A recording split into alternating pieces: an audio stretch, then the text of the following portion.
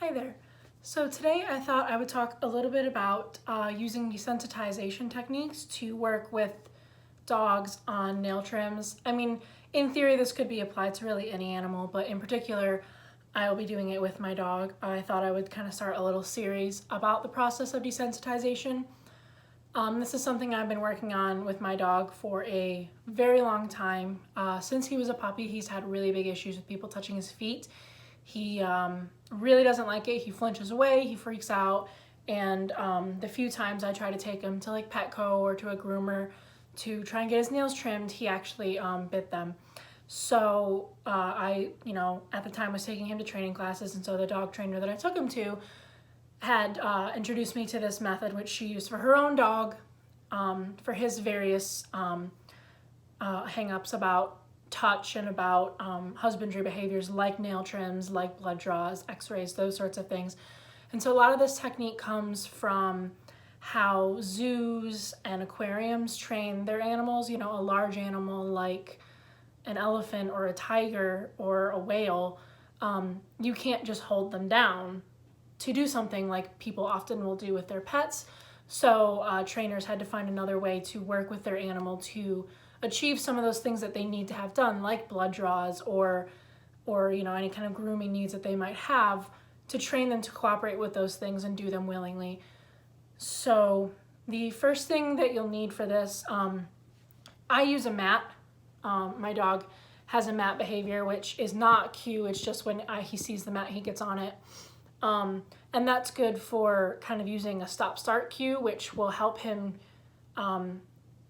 indicate that he's ready to proceed.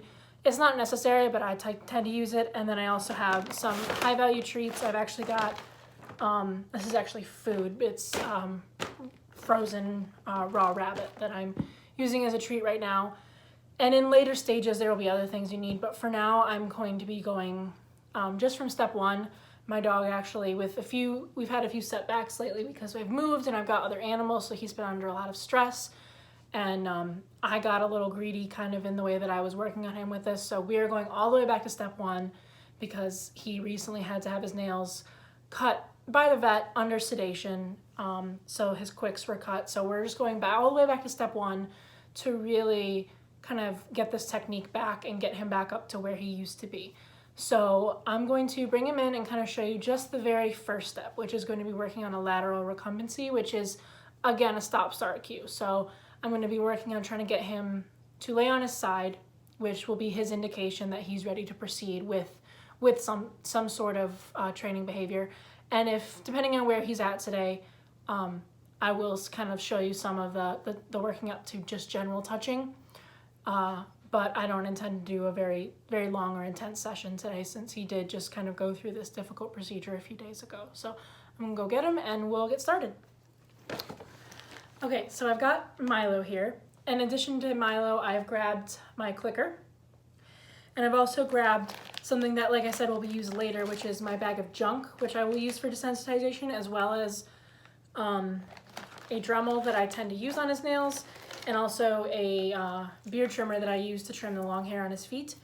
And so these I'm not really going to be using today, but I wanted to get them out to sort of set, thank you Milo, set the environment as it will be in the future, so that these items being present, the trimmer and the Dremel being present, doesn't mean that his nails are going to get done. They're just a part of the process, so they don't become a trigger to him that he's not going to want to participate because he sees these.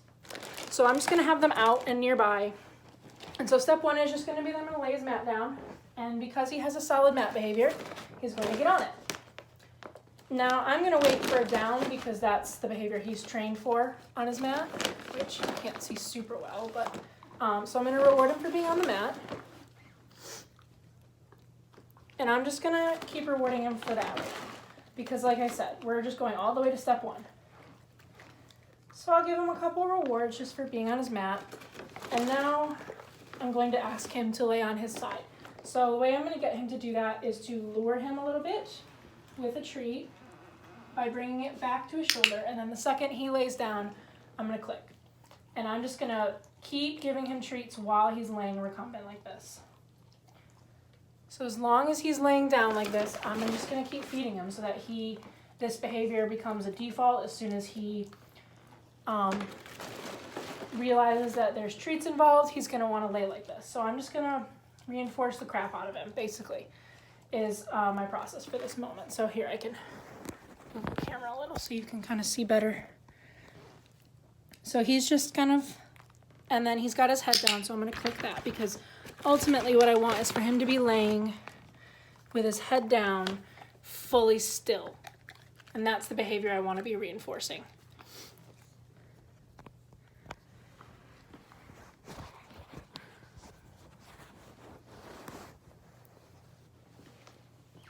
So I'm just going to wait a second and see if he offers it. He's offering a different behavior, which is a chin target to the ground. Good boy. And at this point, I'm going to accept either side, because really it's good for him to be able to be recumbent on both sides. You can see he kind of resignedly flopped over, which, again, he's done this before. So for most dogs, first time, you're going to have to sort of lure them a few times to kind of get that behavior solidified. But he is most likely going to offer it, but he also will be a little reluctant because he has kind of gone through a difficult time lately. But I'm just going to let him cycle through what doesn't work, because there he goes. And then I'll click him and reward him for offering me the behavior I want. So I'm just going to keep shoveling those treats in his mouth. I might wait a second, see if he stays. And he does. Good boy. And so really what I want is complete stillness. So now I'm going to wait for him to put his head down and have his tail stop wagging, which will be hard because I'm talking. Yeah, see, that was frustration. So the next time he lays, I won't have such high expectations, because right now he's frustrated because he wants the treat. So I'm going to just demonstrate the lure again. You sort of bring their head around and then click as soon as that shoulder hits the ground. And now I'm just going to wait for him to put his head down. Because once we get further into this, in my particular case, my stop signal is really any movement, but especially the lifting of the head. You know, I mean, some people will wait till their dog fully gets up, but for me, my stop signal for him is really any movement of the body. If he tries to pull away, if he lifts his head, if he moves another foot other than the one I'm touching. He's excited because we haven't worked in a while since I've been letting him recover. And you can see the mat kind of doesn't always factor into this hugely.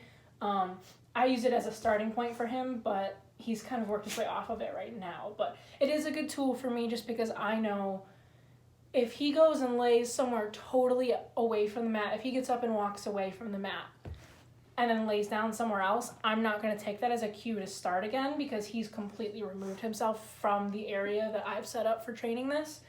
So if he were to get up and go lay down in the hallway or in one of the bedrooms or even just 5 feet over, to me that would say, I don't want to participate. And this is all about choice, because you know, the method of forcing him to comply ends in a bite. So this method gets him to willingly comply with things that he's not a huge fan of, and it can help get him sort of desensitized and give him that positive association between the thing he doesn't like and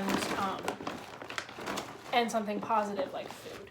So yeah, that was a bad treat. No, you have to go back down.